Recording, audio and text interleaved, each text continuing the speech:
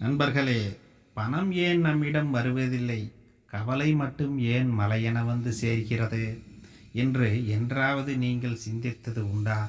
மற்றவர்களுக்கு எல்லாம் பிரபஞ்சம் வாரி வழங்குகிறது, எனக்கு மட்டும் ஏன் இன்னும் கிடைக்கவில்லை என்று உங்கள் மனம் தினமும் ஏங்குவது எங்களுக்கு புரிகிறது.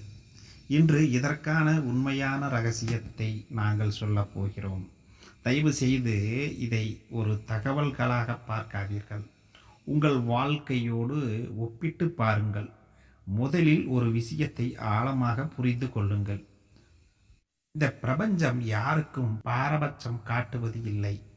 நீங்கள் விரும்புவது உங்களுக்கு கிடைக்கவில்லை என்றால் அதற்கு பிரபஞ்சம் காரணமல்ல. அந்த செல்வத்தை ஏற்றுக்கொள்வதற்கான மனநிலை உங்களுக்கு இல்லை என்பதுதான் நிதர்சனமான உண்மை. உங்கள் மனதில் எப்போதும் ஒரு எண்ணம் ஓடுகிறது. பணம் இல்லை, கஷ்டமாக இருக்கிறது, கடன் தொல்லை அதிகமாக இருக்கிறது.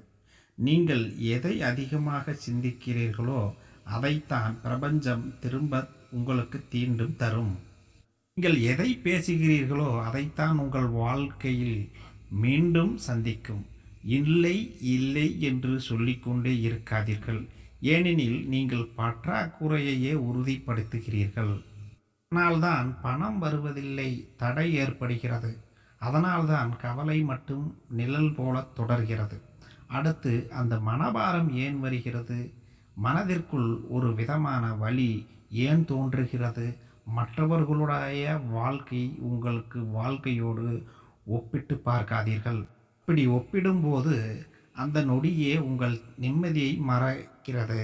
அவர்களுக்கு கிடைத்துவிட்டது, எனக்கு கிடைக்கவில்லை என்று நீங்கள் ஏங்கும்போது உங்கள் ஆற்றல் குறைபடுகிறது. பணம் என்பது வெறும் காகிதம் மட்டுமல்ல, அது ஒரு வலிமையான சக்தி. சக்தியை உங்கள் பக்கம் ஈர்க்க வேண்டும் என்றால் உங்கள் மனநிலை அமைதியாக இருக்க வேண்டும். உங்கள் மனோபாவம் மாற வேண்டும். கவலையாலும் பயத்தாலும் நிரம்பி வழிகிறது காலி பாத்திரத்தில் தான் எதையும் நிரப்ப முடியும். ஏற்கனவே நிரம்பி வழியும் மனதில் பிரபஞ்சம் எதை சேர்க்கும்? செல்வம் உங்களிடம் தங்குவதற்கு இடமே இல்லையே. நீங்கள் கேட்கும் விஷயம் சரியானதா என்று யோசியுங்கள். எனக்கு கடன் இருக்கிறது, அதை போர்க்க பணம் வேண்டும் என்று கேட்கிறீர்கள். அங்கே உங்கள் கவனம் கடன் மீது மட்டும் இருக்கிறது. செல்வத்தின் மீது உங்கள் கவனம் இருப்பதற்கு வாய்ப்புகள் குறைகிறது. நீங்கள் எதை நோக்கி பயணிக்கிறீர்களோ அதுதான் உங்களை தேடி வரும். இதுதான் பிரபஞ்சத்தின் மாறாத விதி. இன்னொரு ரகசியத்தை நான் கூறுகிறேன். உங்கள் ஆழ்மனதில் பணத்தை பற்றி என்ன நினைக்கிறீர்கள்? பணம் வந்தால் கெட்டு போகும் என்று யாராவது சொன்னார்களா?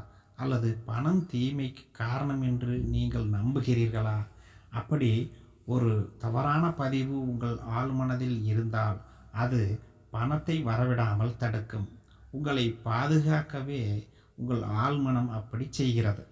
இயற்கையின் ஓட்டத்திற்கு எதிராக நீங்கள் போராடுகிறீர்கள். அதைத்தான் உடல் வலியும் மனபாரமும் வருகிறது. எனக்கு இது கிடைக்கவில்லையே என்று நீங்கள் வருந்தும் போது உங்கள் உடல் நலிவடைகிறது. இப்போதிலிருந்து ஒரு மாற்றத்தை செய்யுங்கள். உங்களிடம் இருக்கக்கூடிய சிறிய விஷயங்களுக்கு நன்றி சொல்லுங்கள்.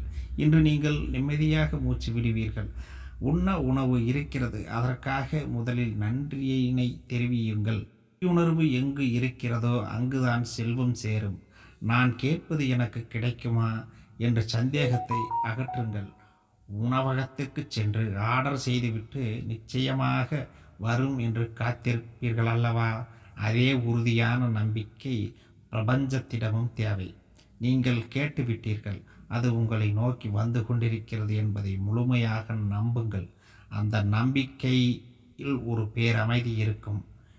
அந்த அமைதியான பணத்தை உருவாக்குங்கள். பணத்தை ஈர்க்கும் காந்தமாக மாறுங்கள். கவலைப்படுவதை நிறுத்திவிட்டு உங்கள் மனதை தூய்மைப்படுத்துங்கள்.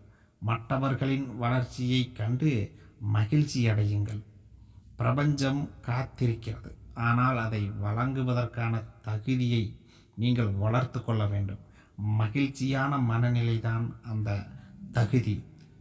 இல்லை என்கின்ற வார்த்தையே இப்போதே மறந்துவிடுங்கள். என்னிடம் எல்லாம் இருக்கிறது, இன்னும் வரும் என்று வாழத் தொடங்குங்கள். ஒரு மிகப்பெரிய மாற்றம் உங்கள் வாழ்க்கையில் நிகழும். அதை நீங்களே உணர்வீர்கள்.